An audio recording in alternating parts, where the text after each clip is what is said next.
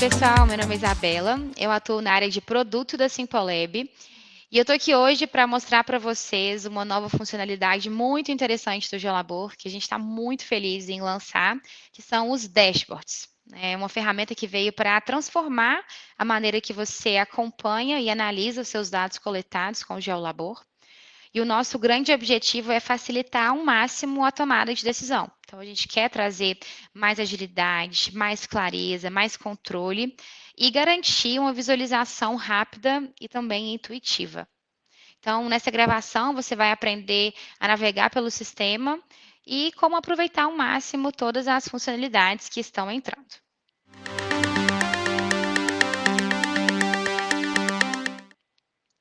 Bom, primeiramente, o que são os dashboards do Geolabor, né? Os dashboards, eles consistem em uma visualização do Power BI que está dentro do Geolabor e que vai consumir a própria base de dados do sistema. Então, todos os dados que a sua equipe coletou no dia a dia, dados relacionados às camadas, às amostras, aos ensaios, os pontos de investigação, as investigações, tudo isso está na sua base de dados, é uma base que está organizada, está pronta para consulta. E esses dashboards, então, vão consumir esses dados e transformar em gráficos nos indicadores que você precisa. Os dashboards, eles estão submetidos a controle de acesso. Então, uma empresa não vai ver o dado de uma outra empresa, assim como ocorre no dia a dia com o Geolabor. E é possível também implementar um controle de acesso por perfil. Então, se você não quer que todos os usuários tenham acesso a esse menu, é possível configurar dessa forma também. Os dashboards do Geolabor, eles são, então, um relatório do Power BI, mas ele é padronizado. Então, existe um padrão Geolabor, que é esse padrão que a gente vai conhecer hoje, a gente vai ver como ele funciona. Ele vai ter sempre, então, uma mesma estrutura, então a gente vai ter as mesmas páginas, os mesmos filtros, mas a gente tem a possibilidade de alterar qual análise está sendo realizada, qual parâmetro geotécnico está sendo observado. Essa funcionalidade, ela vai ser disponibilizada de forma gradual.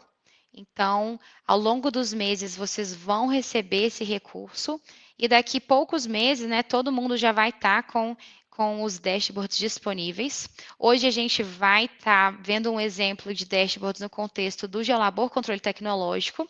Então, eu vou acessar o aplicativo Laboratório na nossa demonstração, mas no futuro a gente pode desenvolver outras aplicações também e as outras soluções do Geolabor, então o Geolabor Investigações de Campo, o Geolabor Lins, eles também terão os seus dashboards e também vai ser possível consultar os relatórios dessa forma.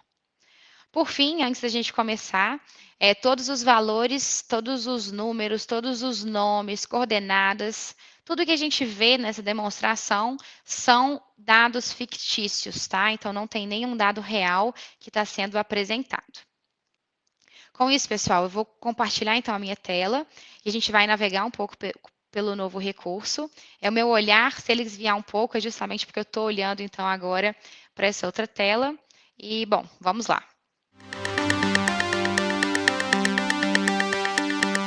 Pessoal, dando continuidade, o primeiro passo, então, é acessar o aplicativo Laboratório usando a URL da sua empresa. Então, eu acessei aqui o ambiente que eu vou estar utilizando e, na sequência, eu fiz o login no Geolabor usando o meu usuário e senha. Depois disso, caí na tela inicial e agora eu vou acessar o menu Dashboards. Então, é um novo menu, ele está logo abaixo de mapa e assim que eu clico nele, a primeira tela que a gente vai ver é uma tela de login. E esse login é diferente do login no sistema que a gente acabou de fazer. Ele é um login no Power BI. A conta que nós precisamos entrar não é a sua conta corporativa do Power BI ou alguma outra conta que você tenha, e sim uma conta específica que foi passada para você assim que a sua empresa recebeu o menu Dashboards. Então, a equipe de projetos que mostrou que a solução estava, que a funcionalidade estava disponível. Se você tem BI, ela te passou também essa conta do BI e são esses dados que a gente tem que entrar. Se você entrar com outro dado, não vai aparecer nada aqui, tá? Então não adianta, tem que ser exatamente essa conta e essa senha. Quando a gente clica aqui em entrar, ele vai abrir uma nova janela, que é uma janela da Microsoft, para a gente fazer esse login do BI. Pode ser que ele abra aqui em cima ou pode ser que ele abra em uma outra janela, tá? Então, confiram nas suas guias que estão minimizadas se não abriu por lá. A gente vai colocar o e-mail e senha, ele vai perguntar se a gente quer continuar logado, pode marcar que sim, e depois a gente conclui o processo e vamos estar logados. Eu vou clicar aqui, vou fazer meu acesso e daqui a pouco a gente volta para a gente ver o próximo passo.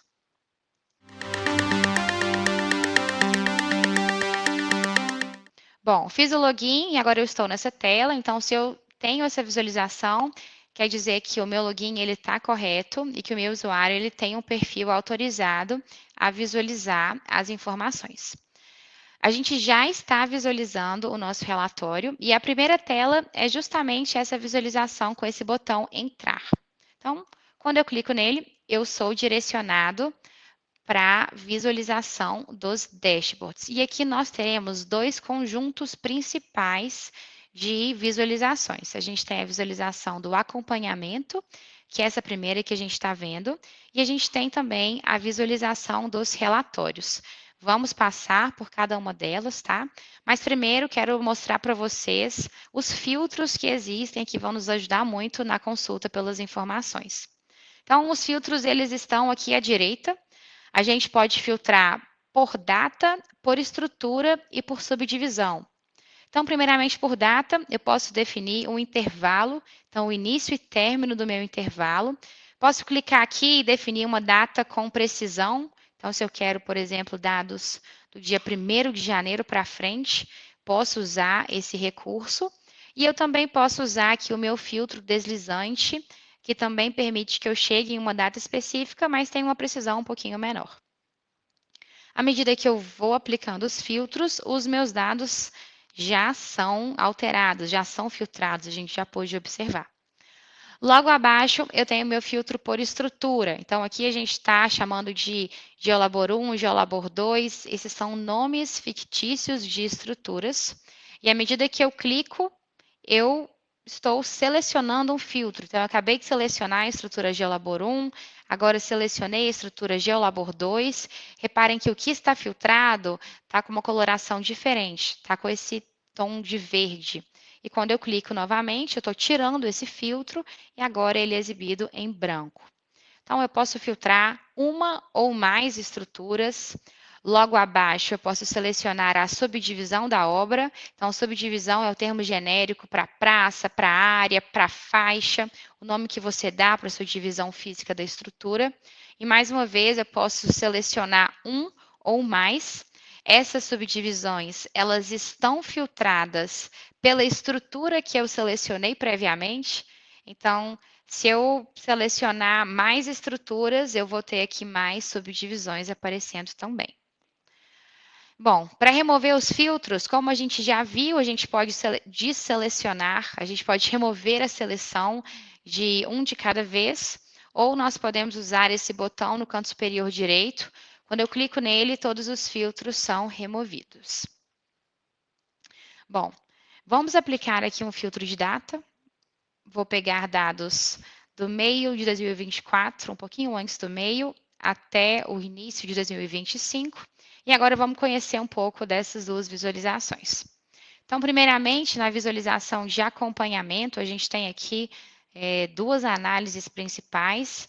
Na primeira, à esquerda, nós estamos vendo os tipos de ensaios, as obras filtradas. Nesse exemplo, eu estou visualizando as obras de Geolabor 1, 2, 3 e 5.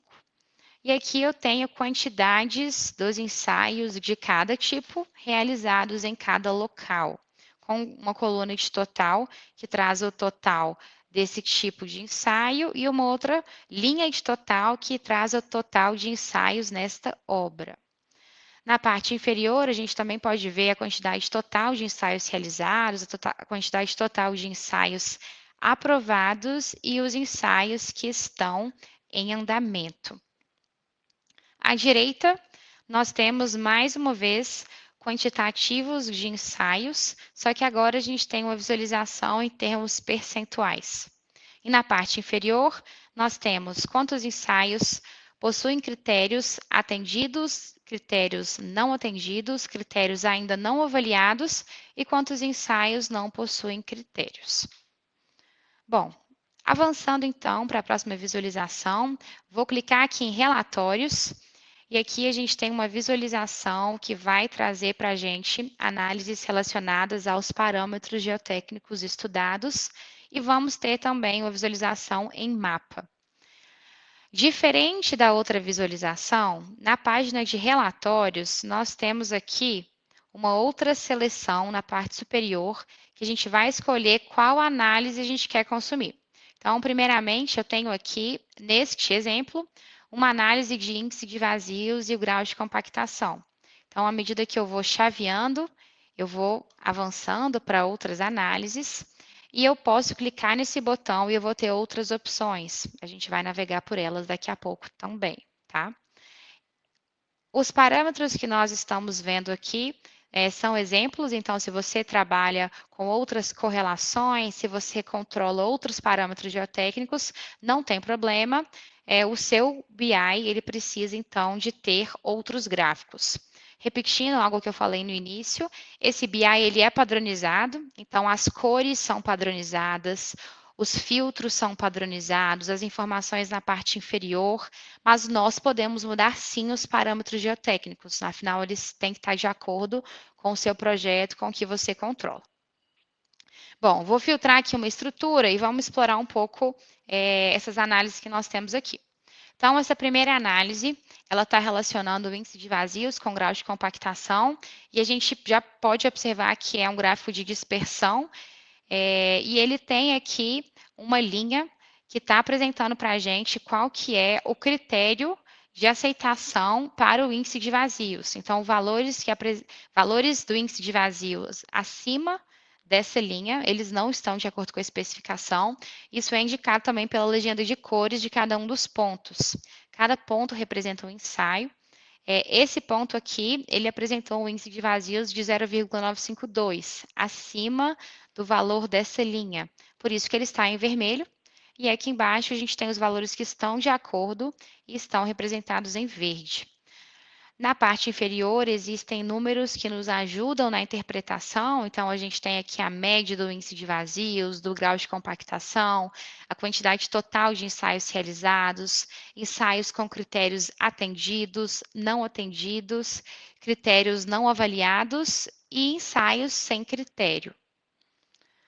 Esse, então, é o primeiro exemplo. Vamos avançar para o grau de saturação. Então, já é uma análise que a gente não tem aqui dois parâmetros correlacionados, mas sim o grau de saturação. Existe aqui um cursor para a gente poder visualizar os valores. Avançando, vou clicar nesse botão, vou entrar aqui no da umidade ótima. Na umidade ótima, a gente está tendo aqui um outro padrão, então a gente tem um gráfico de barras. Além de ter a média, a gente tem também um desvio padrão apresentado, junto com os outros quantitativos que nós agora já conhecemos. E vamos entrar também nas curvas. Então, eu tenho a curva de compactação, que está trazendo a curva de todos os ensaios que foram realizados, está trazendo a média da umidade, a média da massa específica seca. E temos também a curva de distribuição granulométrica, mais uma vez plotando todas as curvas obtidas. E aqui embaixo a gente tem o percentual de cada fração do solo. Por fim, nesse exemplo, a gente tem um mapa também.